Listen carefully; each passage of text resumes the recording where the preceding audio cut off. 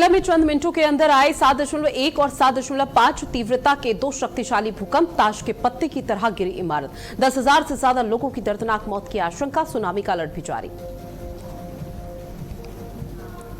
आज इमरजेंसी की 91वीं बरसी, बीजेपी मना रही संविधान हत्या दिवस। आपातकाल की बरसी पर पीएम मोदी ने किया पोस्ट, बोले आज के दिन हुई लोकतंत्र की हत्या। लखनऊ अग्निकांड पर एलडीए ने 18 अधिकारियों को पाया दोषी। घटना वाली इमारत पर नोटिस चस्पा किया है। 15 दिन में बुलडोजर एक्शन की तैयारी। धड़ाधड़ सील हो रहे मानकों का उल्लंघन करने वाली कोचिंग सेंटर।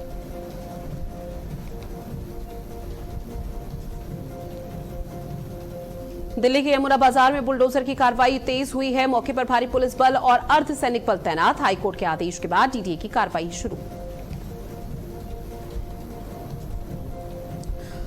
और अरुणाचल समेत उत्तर पूर्व के कई राज्यों में मानसून ने मचाई तबाही। पहली बारिश में ही मुंबई के गले तक पानी। रेलवे ट्रैक समेत कई अंडरपास लबालब। मौसम विभाग की रेड वार्निंग।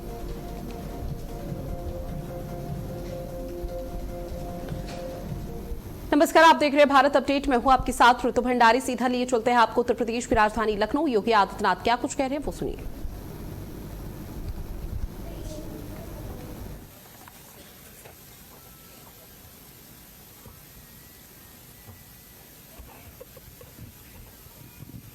संविधान हत्या दिवस के अवसर पर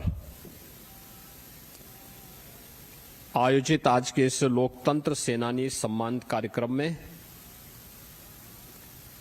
समारोह में उपस्थित प्रदेश सरकार में मंत्रिमंडल के मेरे सहयोगी,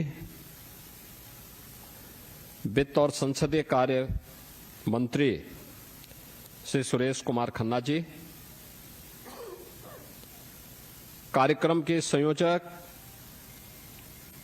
श्री ब्रज बहादुर जी, भारतीय जनता पार्टी के क्षेत्रीय अध्यक्ष श्री कमलेश मिश्र जी, माननीय विधायकगण, लोकतंत्र सेनानीगण श्री भारत दीक्षित जी, श्री गया प्रसाद सोनकर जी, श्री राम सिंह कुशवाहा जी, श्री विद्याराम वर्मा जी, श्री अजय सिंह जी,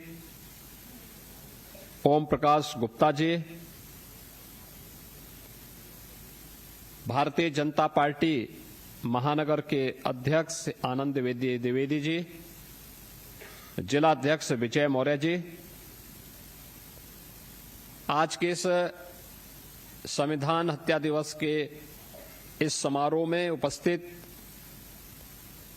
लोकतंत्र सेनानियों के सम्मान के लिए आयोजित समारोह में सभी हमारे सम्मानित लोकतंत्र सेनानीगण,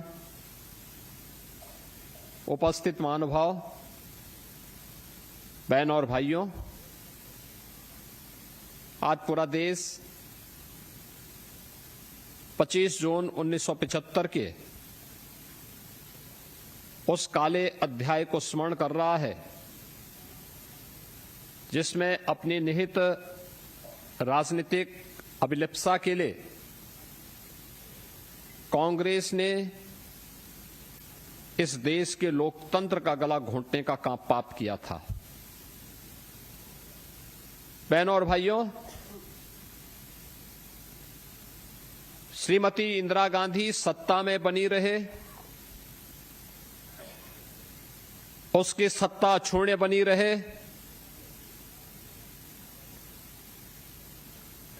इसके लिए न्यायालय के आदेश उस पर लागू न हो सके, अपने इस पाप का परिमार्जन करने के लिए उन्होंने इस देश के नागरिकों का, दलितों, वंचितों, पिछड़ों, महिलाओं और हर उस वयस्क मतदाता के उस अधिकार को छीनने का कुत्सित प्रयास किया जो भारत के संविधान के शिल्पी बाबा साहब डॉक्टर भीमराव अंबेडकर जी ने भारत के प्रत्येक नागरिक को बिना भेदभाव के उपलब्ध कराया था।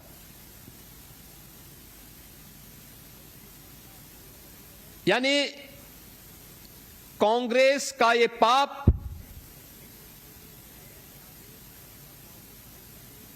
केवल भारत के लोकतंत्र को ही कुचलने का पाप नहीं था, ये बाबा साहब भीमराव अंबेडकर के सपनों पर सीधे सीधे प्रहार था।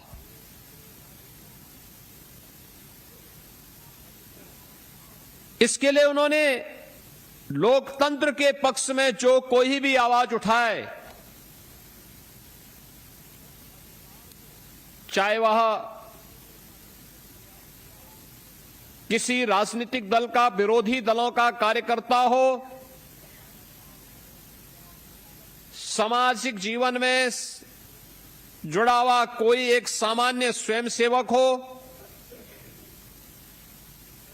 मीडिया का कोई प्रतिनिधि हो, जो कोई भी लोकतंत्र के समर्थन में आवाज उठाता था, किस तरीके से उसकी आवाज को कुचला जाता था,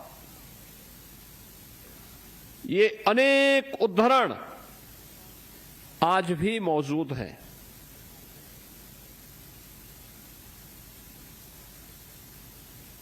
स्वाभाविक रूप से बात सामने आती है, ऐसी क्या आवश्यकता थी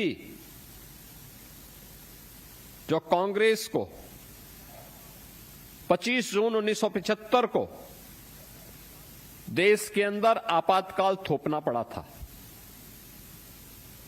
हम जब निष्कर्ष पर पहुंचते तो एक ही निष्कर्ष सामने आता है, केवल अपनी सत्ता को क्षुण्ण बनाए रखने के लिए कांग्रेस ने यह पाप किया था, और अपने पाप को छुपाने के लिए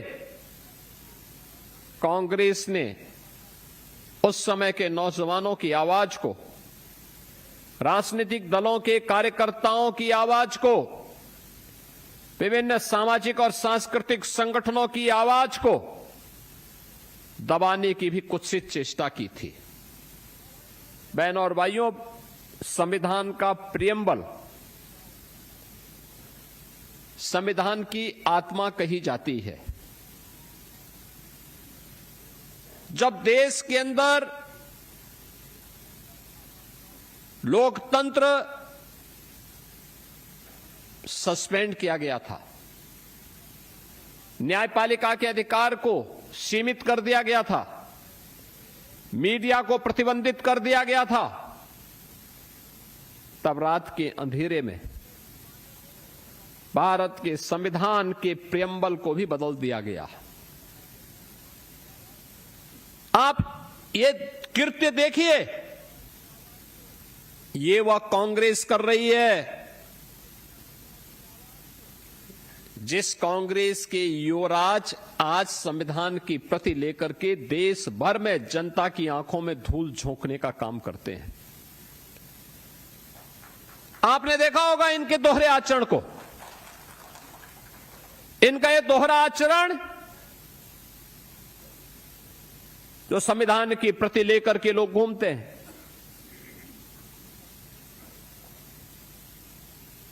जनता की आंखों में धूल झोंकने का काम करते हैं। लेकिन जब इनको मौका मिला था तब इन्होंने क्या कृत्य किया था, इनके पूर्वजों ने क्या कृत्य किया था, किस प्रकार का अत्याचार ढाया था, कैसे बाबा साहब भीमराव अंबेडकर के द्वारा बनाए गए संविधान की आत्मा को कुचलने का काम किया था, ये किसी से छुपा हुआ नहीं है। और इसलिए इन दोहरे चरित्र के लोगों की वास्तविकता जनता जनार्दन के सामने आ सके, आने वाली पीढ़ी के सामने आ सके, इसके लिए प्रधानमंत्री मोदी जी ने देशवासियों को बारंबार इस बात का एहसास कराने के लिए कि जिनकी लोकतंत्र पे कभी निष्ठा नहीं थी, जिन्होंने अपने स्वार्थ के लिए देश के लोकतंत्र को तोड़ा मरोड़ा, दुरुपयोग किया, संविधान में संशोधन केवल अपने स्वार्थ के लिए किया, उसमें लोक हित नहीं था, समाज हित नहीं था, राष्ट्र हित नहीं था, उसको करते हुए बाबा साहब की आत्मा को भी अपमानित करने का जो कांग्रेस पाप कर रही थी, बार बार पाप कर रही थी, वह वर्तमान पीढ़ी को प्राप्त होना चाहिए, जानकारी होती रहनी चाहिए। बहनों और भाइयों, अतीत की गलतियों का परिमार्जन और उससे सबक वर्तमान पीढ़ी सीख सके, यह अत्यंत महत्वपूर्ण है। और इस दृष्टि से आज का दिन 25 जून की तिथि को संविधान हत्या दिवस के रूप में पूरे देश के अंदर आयोजित करके वर्तमान पीढ़ी को भी इस बात का अवगत कराने का कार्य हो रहा है। आज संविधान की आत्मा को कुचलने हुए 5 दशक से अधिक समय हो चुका है। स्वाभाविक रूप से जिनकी उम्र 50-55 साल तक होगी, उनको उस समय की घटना का बहुत स्मरण नहीं होगा। उससे कम जिनकी उम्र है, उनको भी कुछ भी पता नहीं। आने वाली पीढ़ियां भूल न जाएं, ये बताने की आवश्यकता है। जो लोग संविधान की प्रतियां लेकर के घूम घूम करके जनता की आंखों में धूल झोंक रहे हैं, इनके दोहरे चरित्र को जनता के सामने उजागर किए जाने की आवश्यकता है। एक पक्ष इसका और दूसरा पक्ष वह जो उस समय श्रीमती इंदिरा गांधी के अत्याचार के कारण करा रहे थे। लोकतंत्र के समर्थन में जेल की यात्रा कर रहे थे। श्रीमती इंदिरा गांधी जी के आदेश से उस अत्याचार की चपेट में पिस रहे थे। ऐसे श्री लालू प्रसाद यादव जी हों, स्वर्गीय मुलायम सिंह जी हों, इनकी वर्तमान पीढ़ी क्या कर रही है? ये आज उसी कांग्रेस के साए में अपनी राजनीति करते हुए दिखाई दे रहे हैं। याद करिए, जब भी समाजवादी पार्टी कांग्रेस के साथ गठबंधन करने का प्रयास करती थी, स्वर्गीय मुलायम सिंह जी उसका विरोध करते थे।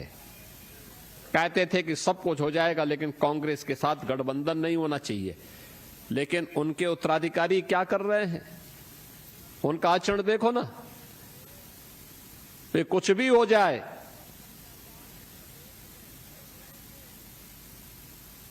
वह कांग्रेस के डूबते हुए जहाज पर सवारी होकर के मुलायम सिंह की विरासत को भी डुबोने के लिए उतारू हैं। क्योंकि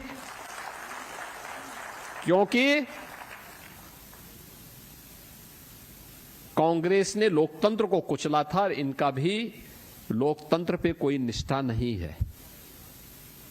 याद करिए ना, इनकी भी जब सत्ता थी तो उन्होंने लोकतंत्र को कुचलने के लिए कोई कोर कसर नहीं छोड़ा था। इन्होंने भी सभी संस्थाओं पे हमला किया था। क्या कार्यपालिका हो, क्या न्यायपालिका हो, क्या प्रेस हो, ये बराबर सब पे हमला करते थे। किसी के साथ निष्ठा नहीं थी, किसी का सम्मान नहीं करते थे।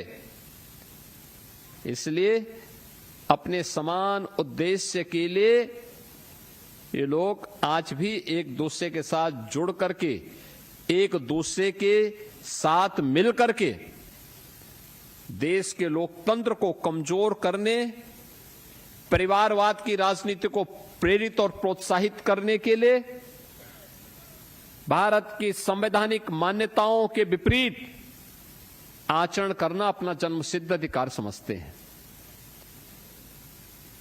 बहनों और भाइयों, भारत आज दुनिया के अंदर सबसे बड़ा लोकतंत्र है, तो इसलिए क्योंकि भारत के स्वाधीनता संग्राम सेनानियों ने, भारत के क्रांतिकारियों ने देश की आजादी के समय उन मूल्यों और उन आदर्शों के लिए अपने आप को समर्पित किया था। और इसलिए व्यवहारिक रूप से जो भारत के हित में है उसको उन्होंने प्रभावी ढंग से संविधान में बाबा साहब डॉक्टर भीमराव अंबेडकर जी के नेतृत्व में रेखांकित करवाने का काम किया था। याद करिए, जब G20 की बैठक भारत में आयोजित हो रही थी, अलग अलग राज्यों में आयोजन हो रहे थे, तब प्रधानमंत्री मोदी जी ने दुनिया के सामने कहा था कि भारत दुनिया का सबसे बड़ा लोकतंत्र ही नहीं बल्कि यह दुनिया का सबसे प्राचीन लोकतंत्र भी है, और अगर कह सकें तो भारत लोकतंत्र की जननी भी है, लोकतंत्र की जननी भी है।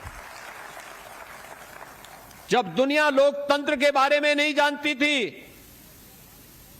तब भारत के अंदर तमाम गांवों में तमाम ऐसे क्षेत्र थे जहां पर लोकतांत्रिक मूल्य और उसके अनुरूप व्यवस्था का संचालन होता था, स्वतःस्फूर्त भाव के साथ होता हुआ दिखाई देता था। बहुत सारे ऐसे उदाहरण मिलते हैं जिनका हजारों वर्षों का इतिहास है, जिसमें इस बात के उल्लेख मिलते हैं कि लोकतंत्र भारत के जीन्स का हिस्सा है। लोकतंत्र की शासन पद्धति भारत के अंदर ही पनपी, फली फूली, दुनिया के अंदर गई, और आज भारत फिर से दुनिया के सबसे बड़े लोकतंत्र के रूप में शानदार यात्रा को लेकर के चल रहा है। ये लोकतंत्र,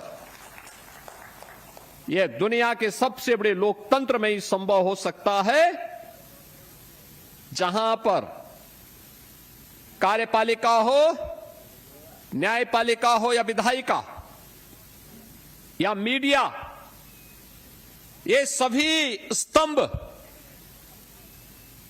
एक दूसरे का तो सम्मान करते हैं ही, लेकिन अंततः जनता को जनार्दन मान करके उनके प्रति जवाबदेह होते हैं, उनके प्रति जवाबदेह होते हैं। समाज के अंतिम पायदान के नागरिक के लिए, अंतिम पायदान पर बैठे हुए व्यक्ति के लिए शासन की योजना का बनना ये लोकतंत्र की सशक्तिकरण का आधार है। जब प्रधानमंत्री मोदी जी सदी की सबसे बड़ी महामारी के दौरान, जिस महामारी ने पूरी दुनिया को पस्त कर दिया था, जिसके सामने बड़े बड़ी शक्तियां धराशायी हो गई थी, उस कोविड के दौरान, कोविड महामारी की चिंता के बगैर जब देश के अंदर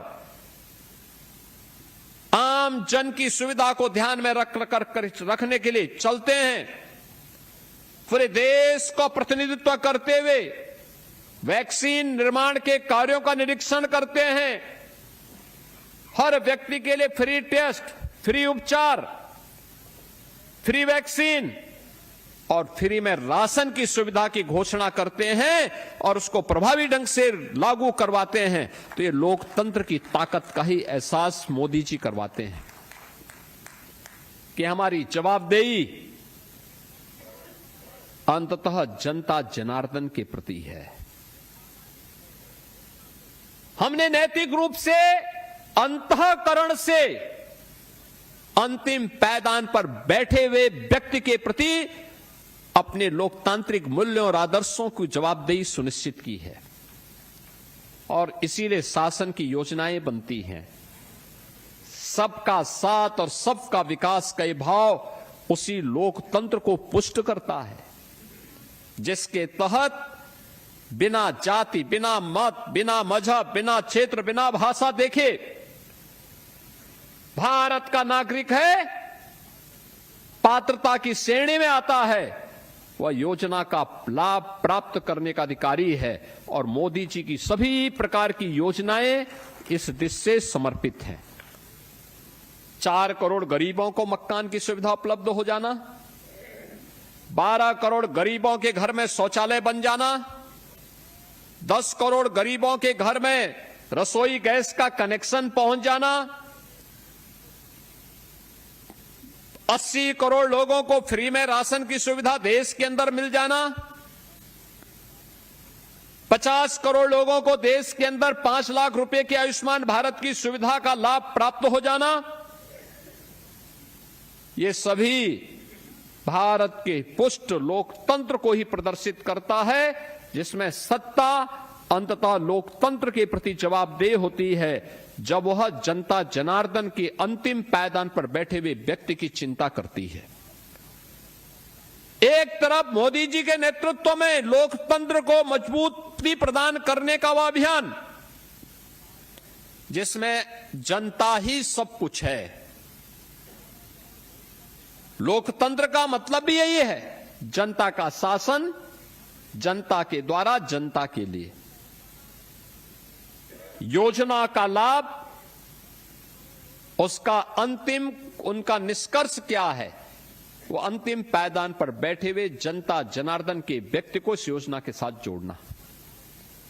परिणाम 25 करोड़ लोग गरीबी रेखा से मुक्त होकर के एक नए मध्यम वर्ग के रूप में उभर करके अपनी आकांक्षाओं की पूर्ति करते हुए दिखाई देते हैं और देश के विकास में अपना योगदान देते हुए दिखाई देते हैं।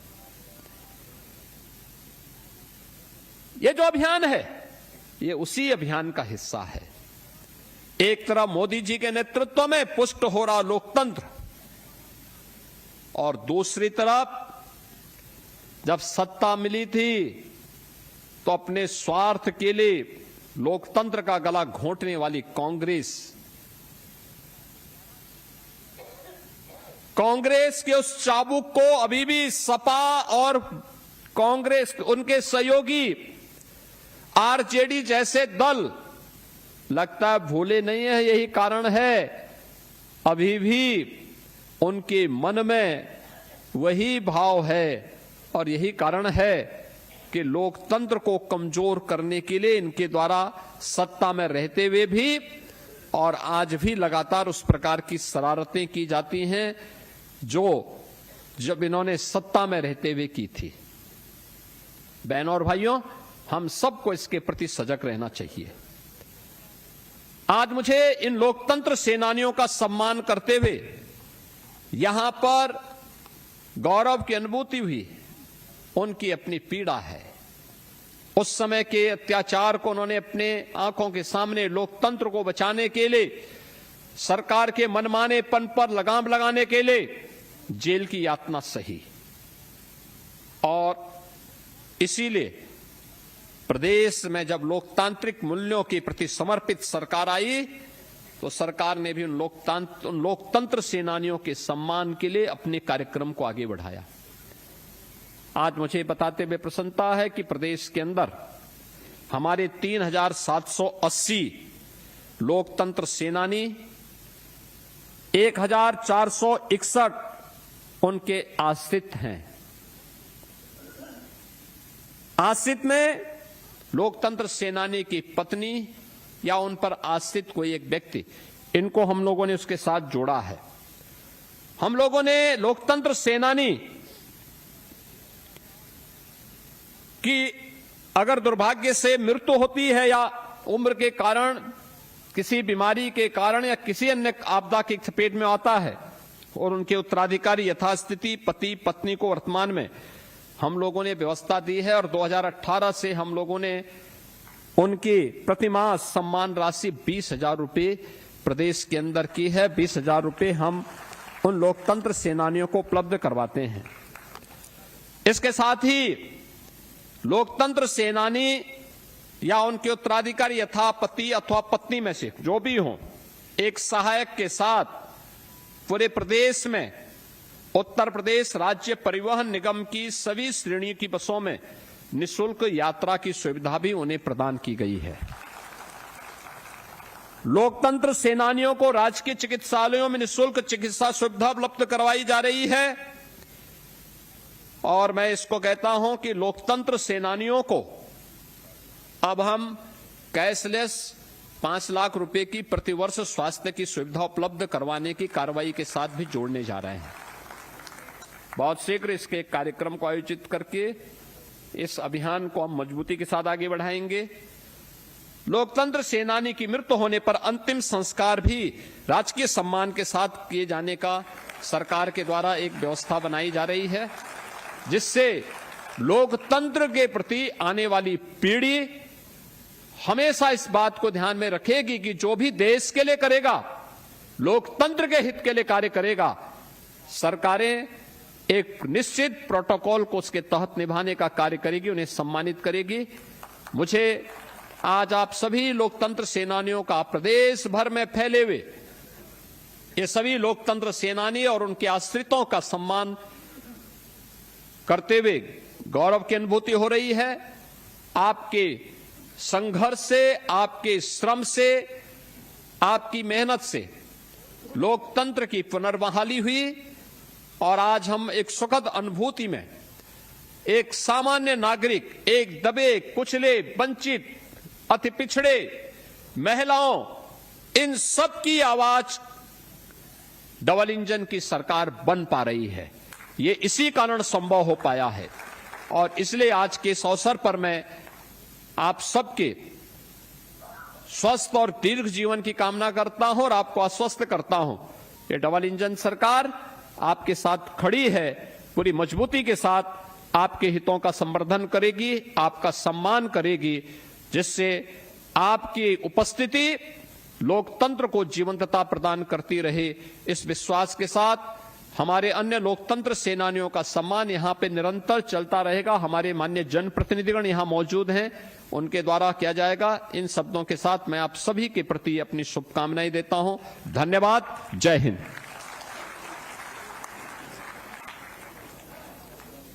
बहुत बहुत धन्यवाद माननीय मुख्यमंत्री महोदय। कृपया आप सभी अपने स्थान पर खड़े हो जाएं। राष्ट्रगान के सम्मान में कृपया आप सभी महानुभाव अपने स्थान पर सावधान मुद्रा में खड़े हो जाएं।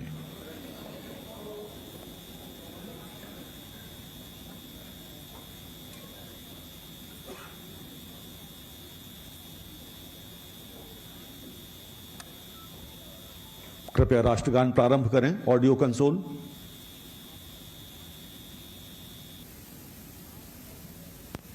जनगण मन अधिनायक जय हे भारत भाग्य विधाता। पंजाब सिंध गुजरात मराठा द्राविड़ उत्कल बंगा। विंध्य हिमाचल यमुना गंगा उच्चल जलधि तरंगा। तव शुभ नामे जागे, तव शुभ आशीष मांगे। गाहे तव जय गाथा, जन गण मंगलदायक जय हे भारत भाग्य विधाता।